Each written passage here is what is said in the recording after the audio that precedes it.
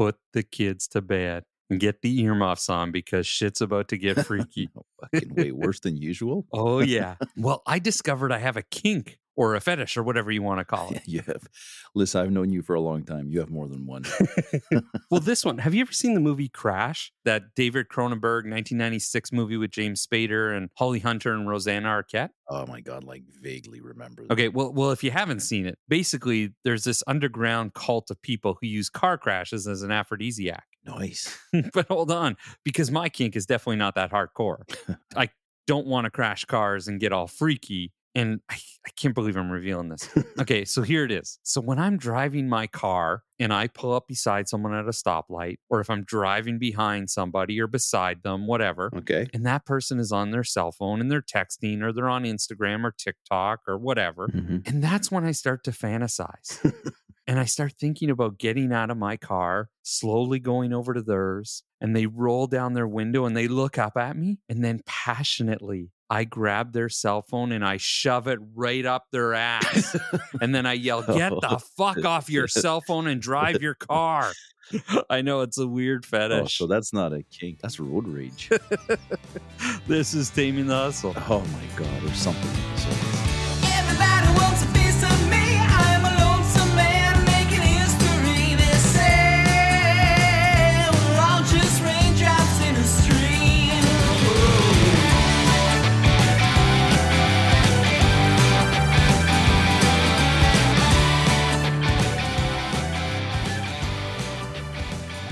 I'm definitely with you on that one, man. It drives me crazy. I can't stand it. Oh, me too. I often want to like roll my window down and like start screaming at them, but I know it's not the right thing to do. Listen, today we are going to have a little fun. Literally. Hey, we always have fun on this program, dude. Oh, yes, definitely. But today I want to talk about the role humor plays in marketing. Well, hey, honestly, dude, that's the best part of you and I spending time together is that creative process of marketing that we've integrated so much humor in our, our radio ads and our social media presence through the years. It's impactful, and I'm sure you're going to tell us all about it, but it's also a lot of fun. Oh, for sure. And I know people out there who think they don't have a sense of humor and they're always serious. This seems like a very tough challenge for them. Those are the ones with cell phones up their asses. That's it. Exactly. They need to make some changes. Lighten up, man. They're a little heavy because they got the cell phone up their ass. They're about 2 pounds heavier. Well, she's the size of cell phones now. They're like tablets. I guess, true. Yeah. So listen, as we laugh about this, humor plays an incredibly powerful tool in marketing. Whether it's like this podcast where we're joking around. You know what? Let's remind people of our first episode. Like, we know what the fuck we're talking about, but we're purposely like humorous and throwing F-bombs to make it interesting. Because can you imagine talking about marketing and financial planning on a very monotone, serious note? Like, holy moly, it'd be boring. We get messages all the time from people saying how much they love that we're real and that we joke around and that there's some substance as well as some entertainment. And the banter. Yeah. Listen, if there was no humor in this podcast, I wouldn't listen to myself. Yeah, same. Yeah. I would unfollow. I can pretty much guarantee you wouldn't listen to me talk for this long without humor. No, I put those little like spy detective earbuds in my ears when you're around for too long. You've never known this, but I put that shit in. I'm listening to Eminem and stuff. I just nod when I see your fucking lips moving. I just nod. I can't take this anymore. Oh, God, long live humor. Yeah, well, humor grabs attention, right? And creates what I just mentioned was those memorable moments, and it builds a connection with your audience. And I'm talking to small business owners out there. I'm talking to large corporations and everyone in between. And in the world where consumers are bombarded with ads and messages every day, humor can really make you stand out. And that's the goal, right? Is to be remembered. Darryl, I just thought of like the perfect scenario of everyday life is you're at a function, and you and I have been to these types of dinner events. Yeah. Everyone gravitates around, like, because you're all having cocktails and you're all Yep. kind of standing in a group socializing, and there's multiple groups in the crowd. Yeah. There's 300 people in the room. Everyone gravitates around that crowd of people that are laughing and just Exactly. cheering on and busting a gut. Like, no one wants to be with the duds that just sit there and stare at each other. No. Humor in conversation is necessary. And that's, you're talking about how it attracts people. It does in every walk of life, in every situation. Why not marketing? Well, exactly. So let's talk about why humor works. Why, Darryl? So humor engages people emotionally, right? And when people are emotionally engaged, they're more likely to remember your message. And there has been many studies on this, and advertisements that use humor are more likely to be shared, which obviously increases your reach organically. Plus, humor creates that positive association with your brand. If you get people laughing, they feel good and they associate that good feeling with your product or service. And if you take that a step further, let's bring the old humanizing factor into the mix, because nothing can humanize you or your brand more than some good laughs. What's humanizing? I've never talked about it before. And it shows that there's real people behind these businesses that don't take themselves too seriously. And this relatability can build trust and loyalty with your audience. So I guess what I'm saying is that by adding that level of humor to your marketing, it makes your brand more approachable and more likable. Well, take us, for example, Darryl. Yeah. Everyone hated you before I came along. Well, they still do, except now they laugh at me. They hate me and laugh at me. It's great. It's like a false sense of self-confidence for me. But right from the beginning, we took that approach of humor, right? But Yeah. I've never once felt that people coming into our office take me less seriously about my professionalism and my knowledge and my expertise just because I show the humorous side of me. Right. Exactly. If anything, like I said, the humanizing factor, it makes you more real. They know you're good at your business stuff, but they've never seen the real René. And now that they get a taste of it, they're like, oh, he's just like me. And relatable too. Yeah. 100%. So one of the humorous parts is outside of my marketing, because I don't own a vehicle. So when I need to go somewhere, I need to bum the truck off my wife. But when I go to the grocery store, I ride my little town bike like Mary Poppins. Sometimes I'm in skinny jeans and a preppy shirt. You're like Emily in Paris. So many times I've felt like Pee Wee Herman driving through town. I've got a bottle of wine in my little basket with like a celery stalk and all sorts of produce. So I got a nice healthy meal and a bottle of wine. And of course, like when you drive through a little community, you're driving, whether your window's rolled up or down, you're driving too fast to actually talk, but you like wave to everyone. Oh, yeah, But yeah. when you're on a Mary Poppins bike, it's like, oh, hey, Darryl, nice day, isn't it? And I was like, next person's like, hey, have a great weekend. Happy Father's Day. Everybody's looking at me like I got two heads. It's like the beginning of every family movie. I'm doing good by the environment, and I'm staying physically active by pedaling my way to the grocery store and back. Yeah. And getting some fresh air. And hey, and it's cost effective. I'm saving myself boatloads of money. So Yeah. And you're putting smiles on people's faces. and I'm making people laugh. Hence the topic today. Have a good weekend, René. You fucking believe he's on a Mary Poppins bike? Jesus Christ. So let's get into the how of this. So before you start crafting humorous content, it is so important to understand your audience. What do they find funny? Right? Because humor is subjective, and we know this. And what's hilarious to me might be offensive to you or confusing to another person. Look at how many stand-up comedians are under the microscope for one thing they said, and it's 100%. humor. Yeah. It's just humor. They mean nothing by it. Well, exactly. When it's your business and you're trying to market it properly, I agree. You need to know your audience. Yeah. So you need to do some research and dig into your social media followers. What's on their pages? What type of customers do you have? No, you need to hire Hepburn Productions to do your research. I know, but not everybody can do that out of the gate, and I get it. But you need to check those boxes, right? And I'm going to go even a step further. What's their age? What's their gender? Because things that I find funny, my wife certainly doesn't. I would say 90% of what I think is funny, Megan does not laugh. Exactly. Yeah. So you need to gauge that type of humor in your audience, right? And figure out what they actually appreciate. And this understanding will help you tailor your content, and that'll actually make a huge impact. The next thing I want to touch on is authenticity. And you and I talk about this all the time. Yes. And you mentioned the whole stand-up comedian, and it's no different with a stand-up comedian or you putting humor into your business. Forced jokes or humor that never lands, that shit will not align with your brand's voice. Right. And I guarantee you it'll come off as insincere or just plain old awkward. I've stood up on that stage doing stand-up when I was in college, and I did yuck yucks. I had people laughing. I went to a small dinky club the next night, did the same routine, and it was crickets. And it's so awkward. I was there, and I spent my entire college fund to pay these people not to laugh, just to fuck with your self-confidence. It worked a lot.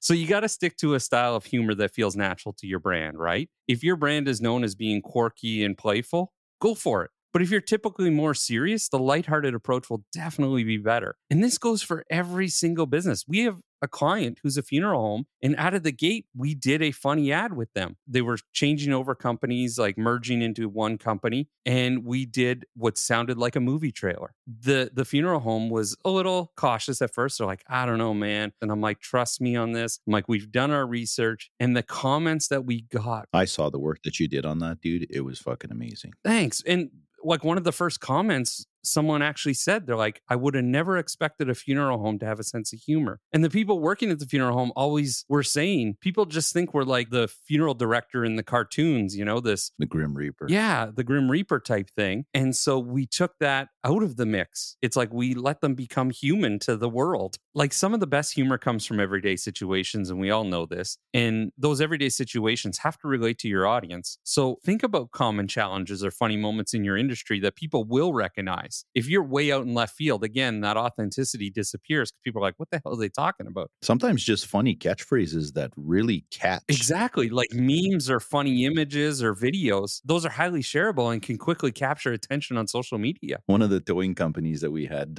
here in our area, their tagline was, we won't want an arm and a leg, just your toes. Exactly. So they were promoting that they weren't expensive. Well, and that's the thing. Memorable, right? How long ago was that, roughly? At least 10 years. And you still remember it, Yeah. right? But you don't remember the other towing companies who just had those straight ads, give us a call. No, so genius. Well, and that's the thing. You have to keep it lighthearted and inoffensive, obviously, and avoid controversial topics. Like, I know I said much like a stand-up comedian, but you don't want to push that envelope. Oh my God, no kidding. You don't want to be misunderstood. Well, we've had this discussion where it's like, we'll write something and maybe there's something going on in the town that you've messaged us back and said, hey, any other day this would work. However, there was an incident in the town, blah, blah, and we got to pivot, right? The goal is to make people laugh and feel good about your brand, not alienate them or upset them. Yeah, no humorous radio ads about murders these days, okay? Exactly. Too many of those going on. But your ads are killing it. See?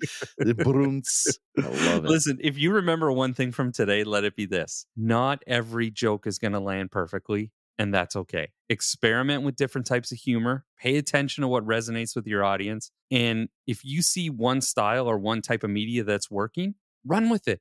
Use your analytics, track the engagement, the feedback, and then refine your approach. And I'm telling you right now, that this shit is a game changer for a marketing strategy. Yeah, or just hire Hepburn Productions. I guess that too. Okay, that's it. Just be funny. I think it's only appropriate to play a funny ad right now. Bring it on, bitches. We'll be right back. Could I do a cottage in Muskoka? Sure, What about snowbirding in Mexico? you could. A nudist colony en France? Heck, why not? No matter your retirement vision, we can help you get there with no judgment. # call René of St. Cyr & Associates. Actually, after what I just preached, I think it would have been even funnier if I played like a serious ad. Yeah. Have you ever lost a loved one? In these difficult times, ensuring your family's financial future is more important than ever. But that would have been humor, though. Exactly. And that's a good point. You know, the last point I want to make on your topic today is like, there's nothing better than humor to lighten up a serious type of business, right? Yeah. Like humor takes away stress, I find. Right. So Oh, if you for kind of, sure. if you lighten up the load a little bit, sometimes it makes you a little bit more approachable. Laughing and masturbation are two of the best stress relievers Yeah. on the planet. Yeah. Well, listen, let's talk about something even funnier. Inheritance and people dying. Yeah, you had to suggest that topic right after yours, you ding dong. Let me put on some somber music for your Boom, topic. boom, boom, boom. I want to talk about how to handle an inheritance. I mean, Yeah. that is such a vague topic. We could talk about it for an hour, but I just have a couple of points that I want to get the wheels turning just a little bit. And there are a couple of pieces of information that are pretty important to know. And this is one of the situations where I highly recommend that you seek advice, especially if it's any amount of money. I've seen people inherit a lot of money, and within a short amount of time, it's all gone. Yeah. I have a friend who's going to inherit millions. And of course, I've said, #call René. You got to get the wheels in motion and start early. Just put the bug in your financial planner's ear to say, all this money is coming down because you know it's coming and you don't want to lose it or waste it. And he doesn't even know, like, when all that money comes, how does that all work? Yeah, well, that's one of my points that you kind of stole from me there. So I'll sorry. get back to that in just a second. I'm sorry. Don't do that to me. Okay, I'm sorry. I'm still in a funny mood. Yeah. Well, let's keep it lighthearted because even though it's a very serious topic, there's no reason why we can't laugh through this whole episode today. I'm kind of Exactly. feeling it. I'm hip to your groove. Yeah. The most common question that I get is, am I going to be taxed on this?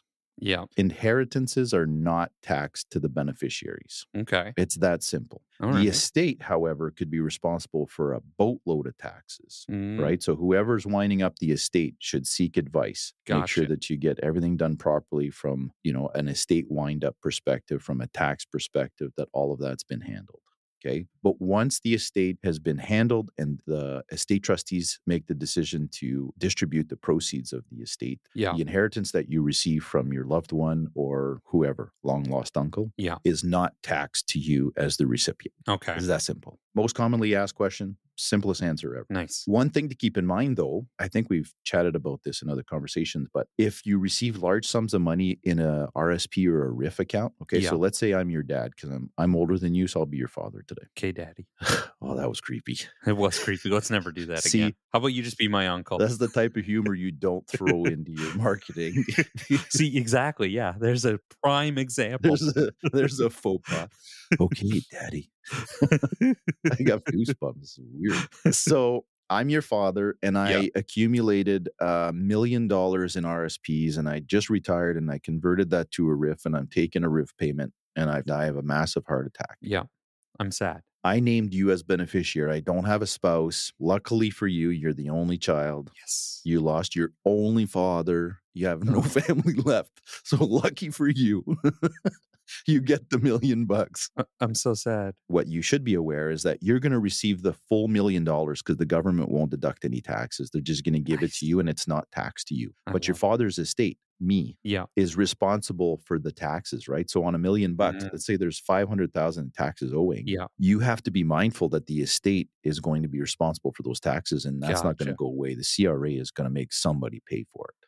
So if I spend that $1 million Yeah. and the estate owes 500,000 and that money's gone. Yeah. And you know what? We need to have a more in-depth conversation on that. If you're going to take on the role as the executor of an estate, Yeah. we need to talk about that because there's some really important points there. But just very briefly is that you're receiving it tax-free. It doesn't mean that that asset is not taxable. It's same as a cottage, right? Yeah. Let's say you receive a $500,000 cottage as an inheritance. Mhm. You're receiving it for $500,000, and that will be your adjusted cost base. That's what you're receiving it for, is a fair market value. But if the person giving it to you only paid $100,000, there's going to be a capital gains tax there, unless it's designated as their principal residence. But cottage likely not. Okay, so you've received the money and it's tax free. You're keeping in mind that that RSP or that RIF would be taxable to the estate, and that might not be your problem, but it's something that you should know. And then for me, as a fiduciary duty to protect my clients, the most important thing for me is to let my client know to not commingle the funds, right? Because we're in a society where divorce rate is more than 50% now.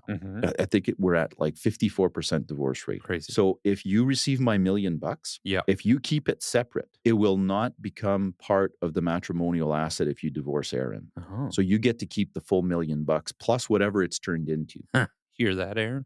But if you commingle it even for a second, right? What I mean by commingling is you and Aaron have a joint account. Yeah. Okay. And it goes my in there. estate trustee who's winding up my estate gives you $1 million check, and you deposit that check in the joint account, but then you turn around and you put it in an investment that's just in your name. Too late. It has now gone through a joint bank account, and that is now Crazy. a commingled asset, right? So be very mindful that you're going to open a separate account that's just in Darryl Boulet's name. You're going to Yeah. deposit all of the proceeds. So if you're receiving money from different investment companies, you're receiving money from a lawyer from the proceeds of sale of the cottage, like Yeah. all of those checks coming to Darryl Boulet from the inheritance should go into that bank account and not be commingled Gotcha. to protect you. Yeah. That leads me to my next point is how do you deal with the proceeds? What do you do with it to kind of make it work to your advantage Yeah, no kidding. immediately and long term? Yeah. Well, what if it makes sense to say pay off your mortgage because your interest rate is high, but the mortgage is in both your names?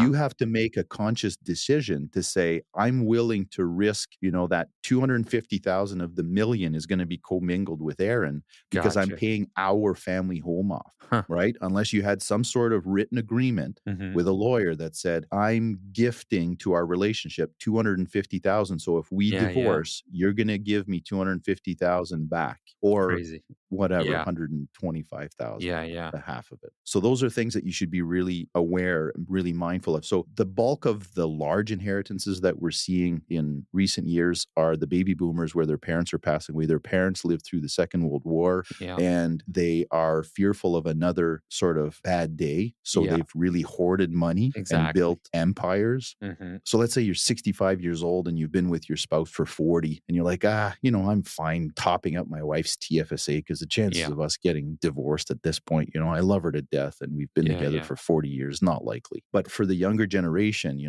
got a 30-year-old and there's still a lot of risk out there. Yeah. You have to really be mindful. Am I going to take the proceeds of this and then, top up my husband's TFSA and I'm going to maximize his RSP because he's in a higher tax bracket than me? Yeah. Or, in terms of financial planning, Mhm. that becomes a little bit more complicated because you have to take on that risk that you're going to lose half of that. For sure. So in many situations, we just keep the whole asset completely separate just in case. Crazy. Make sense? Yeah, makes sense. It's scary though, I won't lie. I feel like it's so easy to make a mistake. And it's funny that people don't see the risk. Often they're like, I'm not worried about that. I'm like, are you fucking serious? 54% chance you're going to get divorced and you're going to lose half of the $1 million. Like, what the fuck is wrong with you? Yeah, exactly. But it happens. So also, it's kind of weird for me because often, let's say you're inheriting $1 million. What are you going to do when you come see me to talk about it? You're going to bring Aaron. Yeah. It's a couple of decisions. So then, I have to find a way to tell you this before you come in. Yeah. Right. Which I do. It's like, okay, Darryl, shoot me a quick text. Okay. I want to have a chat before this meeting or whatever. I wouldn't even say before the meeting because then you're going to say to Aaron, oh, René wants to talk to me before the meeting. Yeah. Oh, Exactly. what did René want to talk about? Nothing. I wanted to talk about marketing humor. Yeah. It was important we talk about it before the meeting about the inheritance. How am I talking to you and giving you financial advice? I'm your dad and I'm dead. And that's where the money came from. I know. It's crazy. I'm confused. I've never seen a certified financial ghost planner. Yeah. But here we are. I would be like, Darryl, this is my hard-earned money. Don't fuck it up. Yeah, I'm pretty And sure that's you're what going to most- haunt me. You would haunt me for the rest of my life. Yeah. And that's how most estates ghosts would, I think, treat their beneficiaries. I'd be at the checkout and you'd be tapping me on the shoulder. That's what you're buying with my money? Yeah. Oh, my God. If you buy a Kia with my money, I'll kill you. I will cut the brakes. You will no longer have a kink about cell phones up asses. All right. So then next is, okay, we start the planning process is we're going to say, how do we best put this money to work? Because this is a game changer. For sure. Well, do we invest it or do we pay off debt is one thing too, right? But then we have to be mindful. Are we commingling the inheritance money or are we not? Yeah. So then that becomes tricky as well. But often the answer is, if you're putting aside the risk of divorce and losing half of your inheritance is, okay, well, if the interest is very high on your debt, maybe we should consider doing that instead of investing it. Yeah. But the problem lies there, and this is what we often see, and you may not think of this, is that all of a sudden you receive $1 million and you pay all your debt off, and all of a sudden you have mega cash flow. Yeah. If you're servicing $5,000 a month of debt, and all of a sudden you have no debt, you get used to living off of $5,000 a month more because you're spending more money. And then all of a sudden you don't have enough money to retire because you've done a shitty job at it. Even though you think you're doing the right thing by getting rid of your debt, you're getting accustomed to a more lavish lifestyle, which is going to make it very difficult to replace in retirement. retirement. Yeah. Things to consider. Yeah, no, for sure. And then lastly is your point at the beginning is not pissing it away. Yeah. This is so common in young adults, Oh, right? I'm sure. My clients are often like, okay, how do I put it in my will that I don't want my kid to have access to this all at Yeah. once, right? So then we have to get creative with the lawyers in that because, not many estates are large enough to create the trust and to have trust tax returns filed every year. Like you don't do that with a $500,000 estate or even $1 million estate. It's just too expensive. Yeah. But how many times have I seen, I'm going to side with the women on this one. Women typically are way more responsible with these types of decisions. Yeah. Oh, for sure. Even at a younger age. Some of them fuck it up because I've seen that too. But mostly young men will go out, they're going to buy that $100,000 pickup truck. Yeah. They got a brand new sled in the back and they got a trailer hauling a boat or whatever. And $250,000 today is gone at the blink of an eye, right? Yeah. But I know that realistically, you probably wouldn't set the full 250 away because eventually, like say you receive money at 20, you'll probably pay for your education. You may want a down payment on a house, or you're going to use it to start a business or whatever. Like there's going to be costs along the way, right? But just hypothetically, if you took the 250,000 and you said, I'm just going to keep living the way I'm living right now. And instead of taking this as newfound money to just blow it all on something that's going to depreciate over the next 5 years and I'll have fuck all to show for it. If you invest that at even 6% return, so you take like a balanced type investment, you invest it for the next 40 years until you're 60. Okay. You would have $2.6 million in investments. That's crazy. Of course, ignoring taxes. Right. But even if the tax consequences mean that you're going to have a $2 million portfolio, that is a boatload more than 250,000. And that could potentially fund your entire retirement. Exactly. We can't look at all scenarios because, like I said, realistically, you'd have a purchase of a home, you'd have a start of a business, you'd have education, you'd have raising a family, all of that stuff. But needless to say, if you invest it properly and you put this money to work instead of buying that $100,000 truck, it will literally change your life.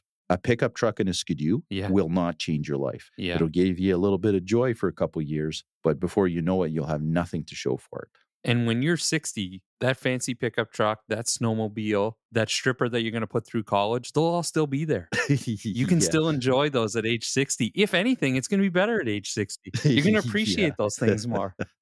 Well, and again, getting back to your lifestyle is that if you don't spend it, you don't get accustomed to living higher off the hog.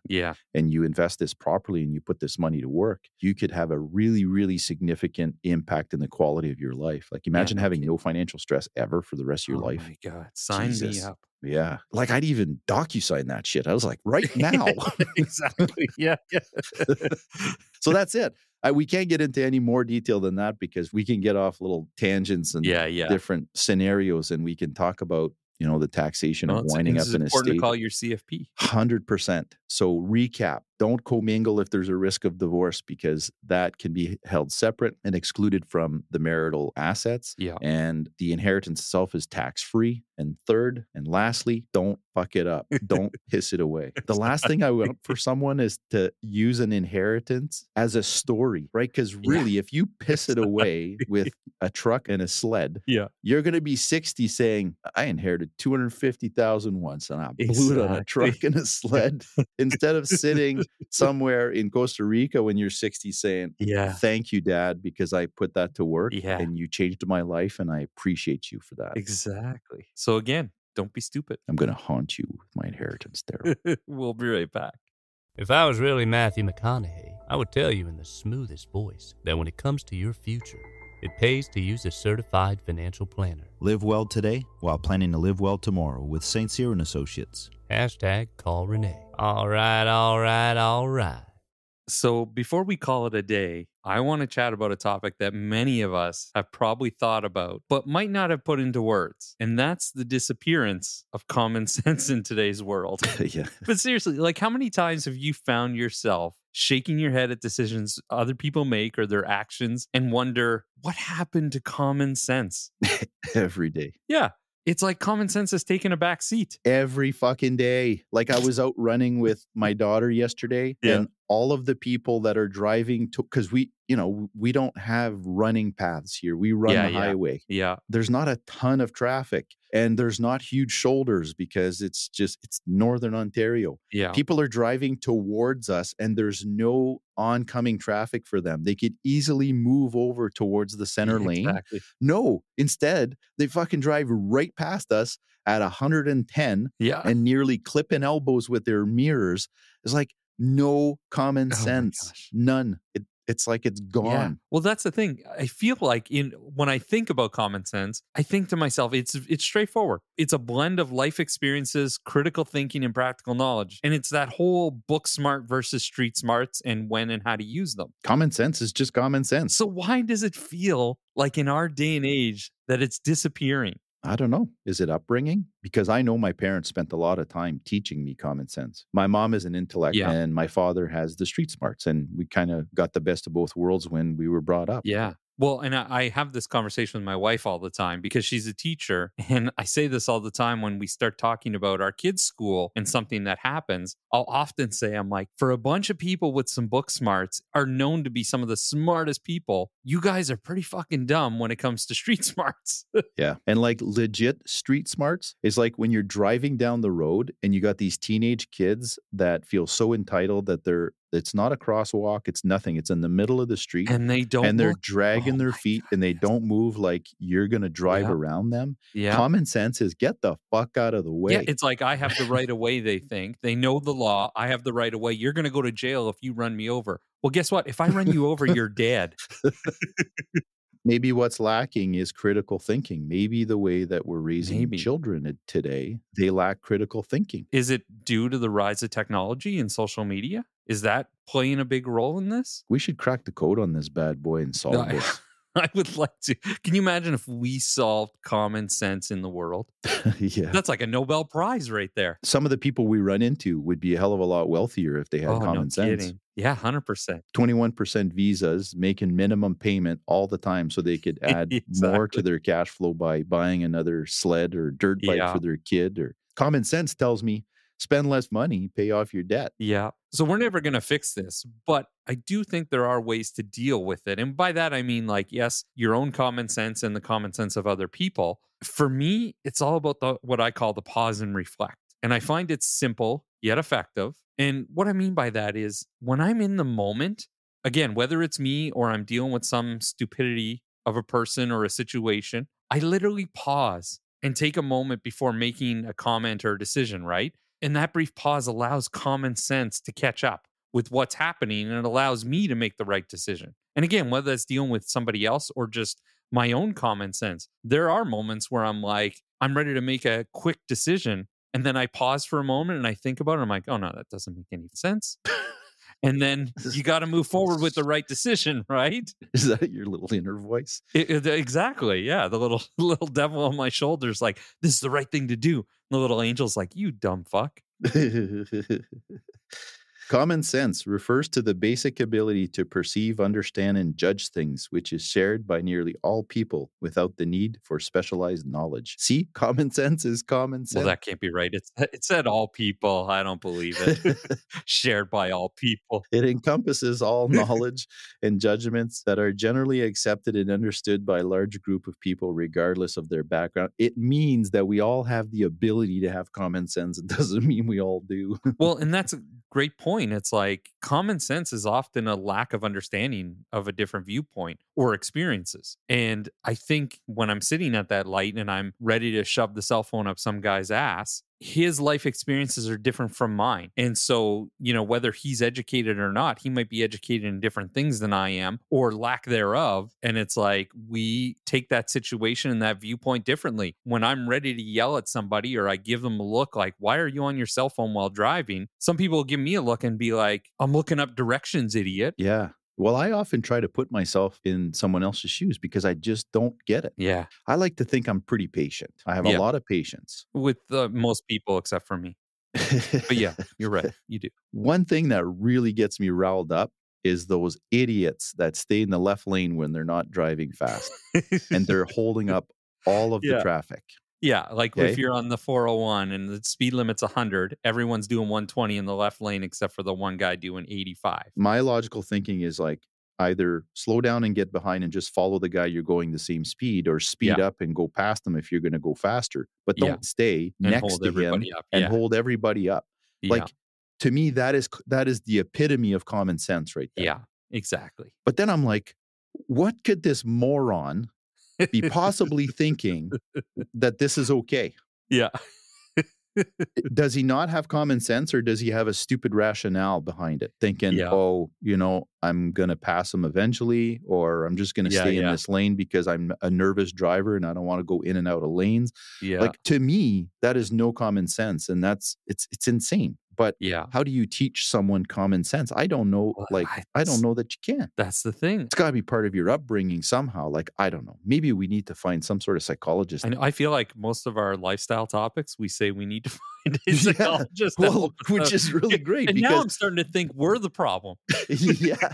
Well, it's great because we're bringing up subjects that really get us thinking. It's like, Yeah, exactly. we don't have a clear answer for this, but it's obviously a problem. Like, Yeah. I agree. There is less common sense in the world today than there was 2 decades ago. Oh, for sure. But I think it's important that we listen to others and consider their insights. And that I'm not going to say he's going to fix it.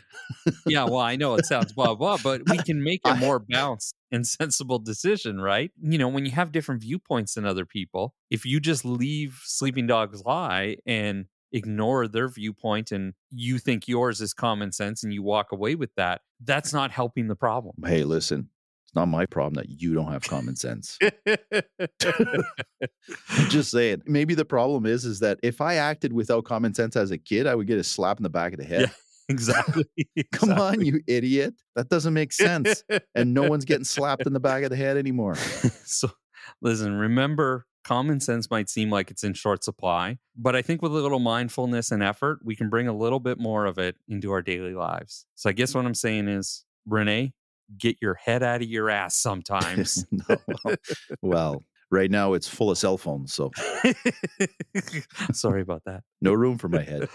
Listen, that's it for us today. Follow us on Instagram, follow us on Spotify, Apple Podcasts, wherever you listen to us, and share with your friends. Let them know about this podcast because we think it's pretty good. Please practice common sense. Yes. It's more important than you think. All right. We'll see you guys next time. Ciao.